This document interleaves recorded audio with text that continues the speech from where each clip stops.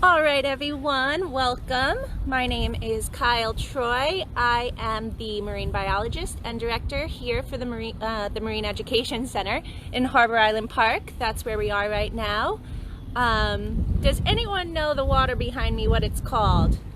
And for those of you guys who are new, the comments do come in a bit slow, so answer at home with your friends or family and comment in. If anything comes in a little later, I'll answer when the show is done. So who could tell me what the water behind me is? I'm in Mamaroneck, New York. That's where the Marine Education Center is located. And the water behind me is the Long Island Sound. So the Long Island Sound is here in the harbor, and it's brackish water. And for those of you guys that are new, try to tell me at home what brackish water is. So we've talked about this over the past few weeks. So brackish water is salt and fresh water. The Long Island Sound is an estuary, so estuaries are mostly brackish water. And the saltwater source here is the Atlantic Ocean. And the freshwater source here in Mamaroneck is the Mamaroneck River. So when they all mix, makes brackish water, and it's a huge habitat for a lot of plants and animals that come to visit the sound. A lot of animals live here. So today we are talking about that because it's very windy, so if you can't hear me, I apologize. So today we're talking about ocean pollution. So who out there can tell me some sources of ocean pollution? What's pollution? See if anyone can answer at home, and I'll give you the answer in a couple seconds. Let you mull it through your brains a little. So who could tell me what ocean pollution is? So ocean pollution is very important to talk about because we see it every day down here, and you probably see it all around. It's not just in the ocean. If you live near a river or stream, you could see it on the banks over there, or you could see it in the water. So it's garbage. So that's a huge problem, especially to animals that live in the ocean. Why would you think that ocean pollution could be very bad for the animals in the ocean? See if anyone can tell me out there. Why is pollution, garbage in the ocean, bad for animals? So some animals eat it because they think it's food. So you could see behind me, it looks so clean and beautiful, but I want to show you guys around here. So this is the beach down here. And for those of you guys that aren't from around here, I do cleanups, beach cleanups every Friday at 3:30, and you're more than welcome to join. We're doing them social distance style, so you just come and get the bags and the pickers from me, and you could come down to the beach or over to the other side of the island and get a lot of trash and help the environment. So I want to turn you guys around for a second and just show you some sources of ocean pollution. Let's see, can you guys see all this? Now I didn't put this here, I just came down here. So do you see some of this is just in a small stretch of beach. And these are some of the bigger pieces, but sometimes you can't see. You may look at the beach and you're like, there's no pollution here. But then you get down really close and you could find a lot. Like pretty much everywhere you look. There's styrofoam. There you go. So it's pretty much everywhere. I'm just going to take you for a little walk, and I want you guys to point out some of the things that you see here, if you can. Everyone see that? This is one of our biggest problems. Who can tell me what that is? It's one of our biggest issues here. Get close.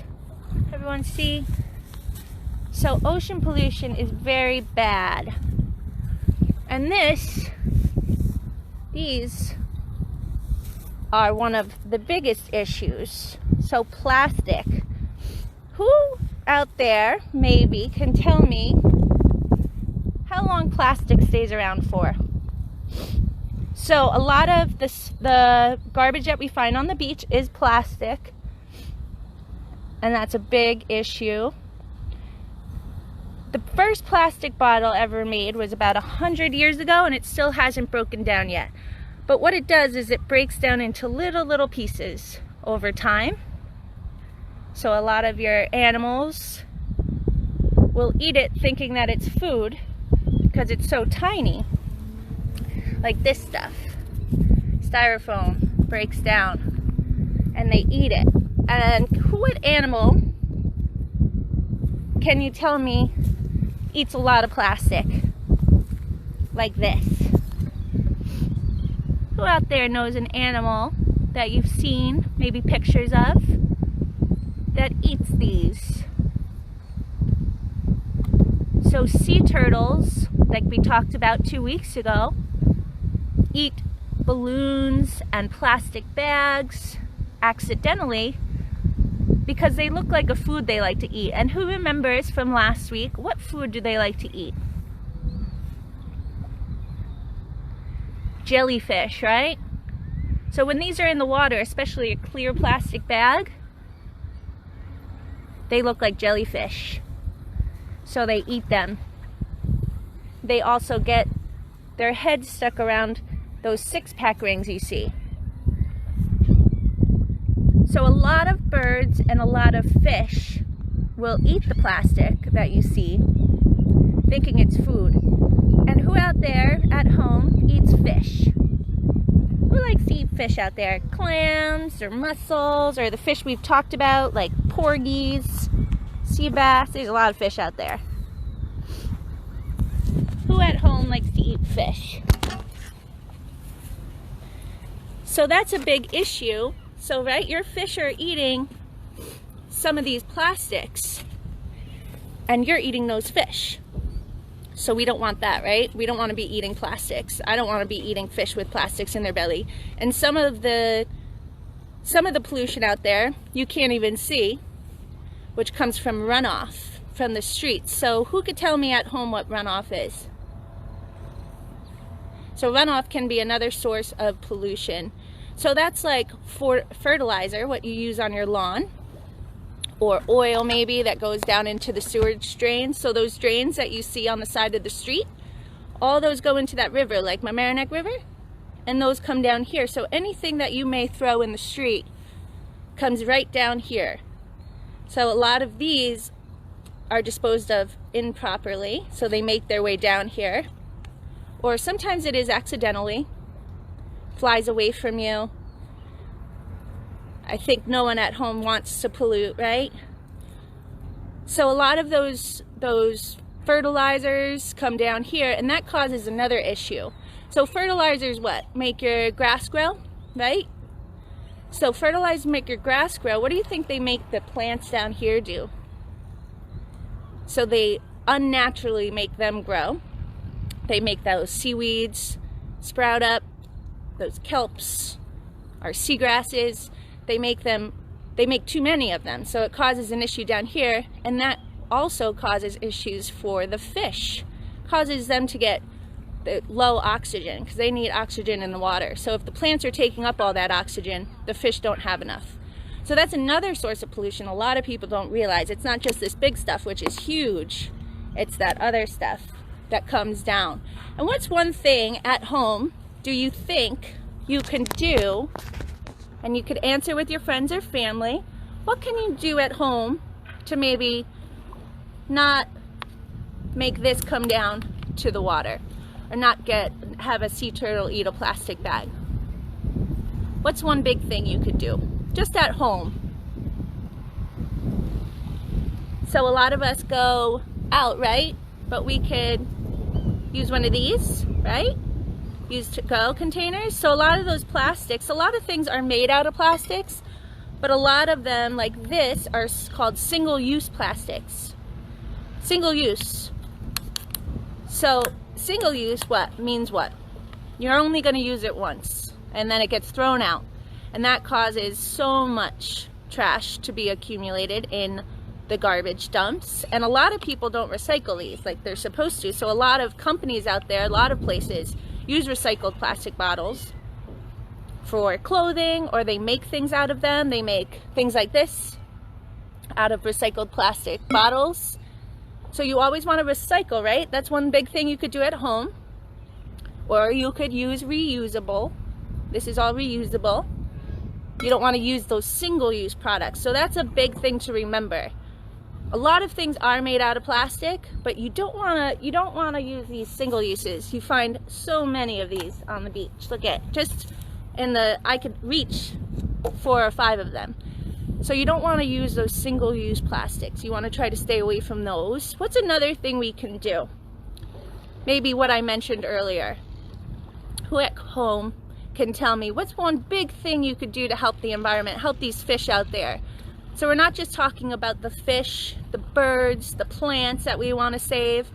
We want to swim in this, right? I don't want to swim in garbage. So what's one big thing you could do?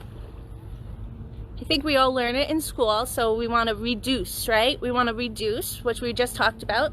Don't want to use these. You want to reduce your use of plastics and all types of garbage. You want to use reusable. Reduce, reuse, right? You want to use reusable, like this. And then if you're stuck in a rut and you do need to use one of these, you want to recycle.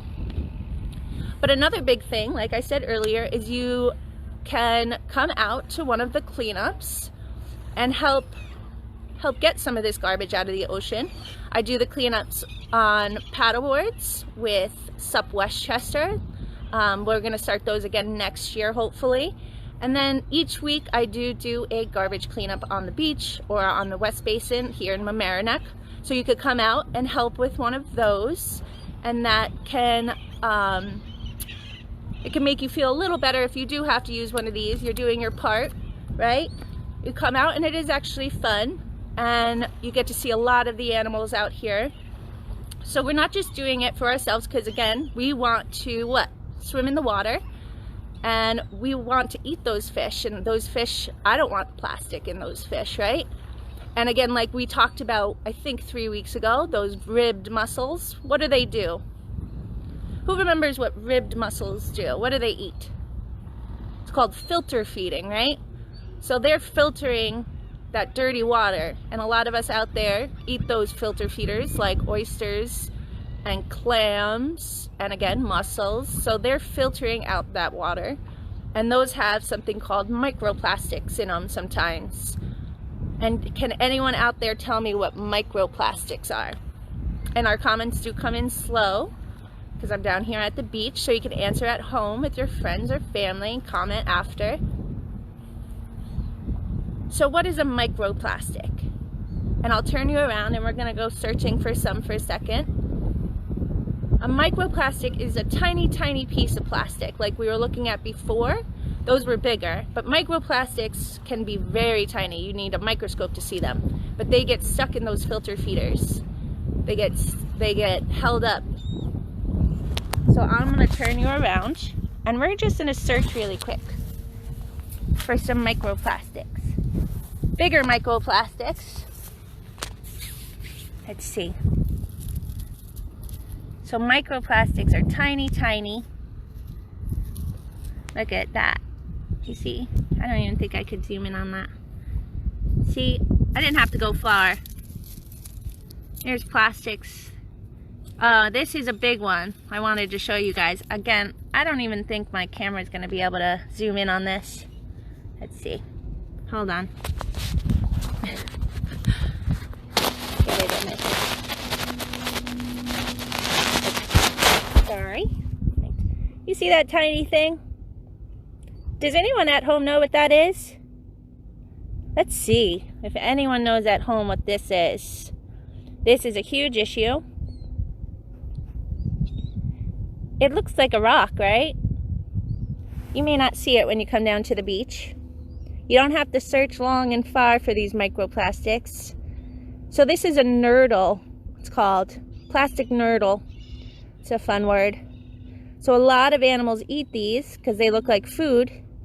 Nerdle is pre-plastic. So these get escape from the pre-plastic production. So the before plastic becomes a plastic bottle or say a bucket. So this is pre-production. So these escape, and these are everywhere. Big source of plastic pollution. What's another big issue that I talked about? Let's see if anyone... A lot of fishermen use it. I talked about it a while ago with you guys.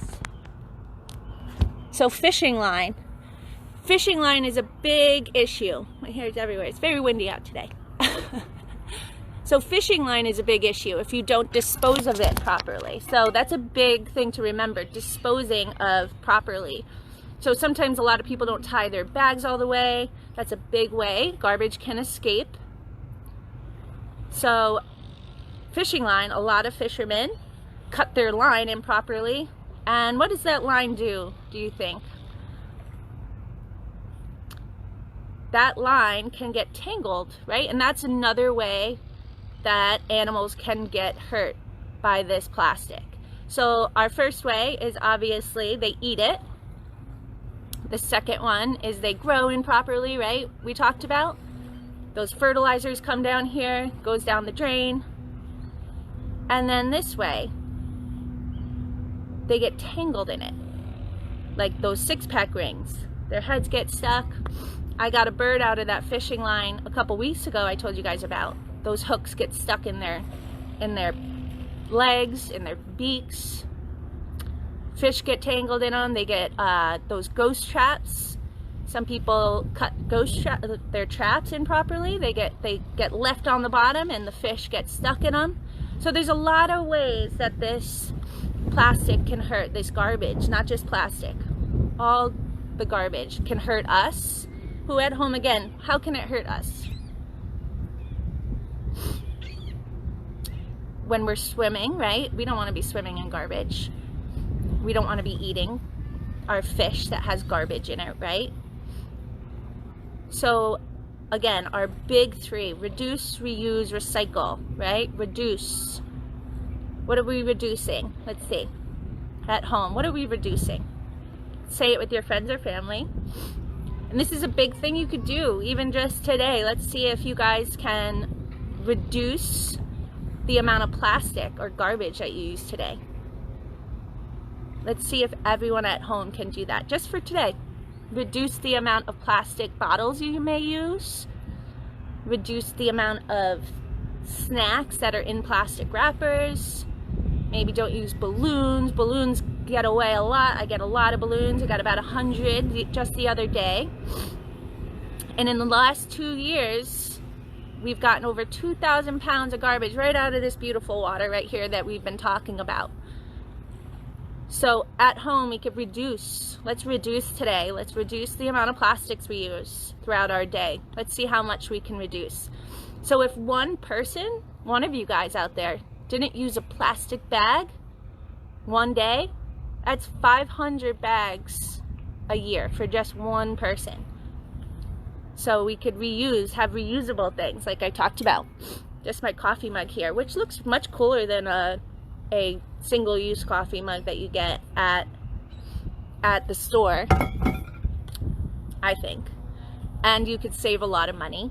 So we want to reuse and then recycle. If you do have to use one of these, you recycle it, right? And then you could come out to one of my cleanups each week. You could come for 10 minutes, you could come for an hour. Some people stay for 2 hours. It actually is a lot of fun. And you're doing your part to get this plastic out of the ocean. So we want to remember to not throw our stuff away improperly. We don't want to just willy-nilly throw it onto the street, because those gutters you see in the street, those drains, those come right down into here. So you want to keep that garbage out of the street. You want to keep that garbage in a trash bin. If you have to throw your garbage away, throw it away right? And come down each week again on the Marine Education Center. So I'm in Mamaroneck, New York. And you could come down every Friday at 3:30, and I have bags, I have gloves, I have pickers, I have everything you need to come down for 30 minutes or an hour. You could come down however long you want. And I do this all throughout the year. So even in the winter, you could come down and join us for a cleanup. And again, remember at home, try to do this today. Reduce is a big one of those 3 R's. Reduce, reduce, reduce. I'd like to make that. Yes, we want to recycle, we want to reuse, but we want to reduce. We want to stop using these plastic bottles. We want to stop using those wrappers. We want to stop using the single use, right? Those wrappers you have for your snacks. So again, reduce, reduce, reduce at home, and come down to the Marine Education Center. Again, I'm Kyle. You're more than welcome to join me. This year we're doing a social distancing kind of cleanup, but you come out with your friends, you pick up the stuff and you head out. I'll show you where to go. And I am opening back up after the 21st, so please come down. I'm open Monday through Friday this year from 9 until 4. You come check out the fish. And if you have any questions, go to my website. My email's there. And please, any questions you have, anything you need, if you have Cub Scouts, Girl Scouts, and you want to do a project like this or any other project, let me know. This is a big issue, not just in the Long Island Sound, here, all throughout the world. So at home today, again, remember, we want to reduce the amount of plastics we use. Let's try to remember to reduce. And thank you for joining me. And I will see you guys next Monday for Marine Mondays here on the Westchester Children's Museum, Facebook Live. And thank you for joining me. I'll see you guys next week. Bye.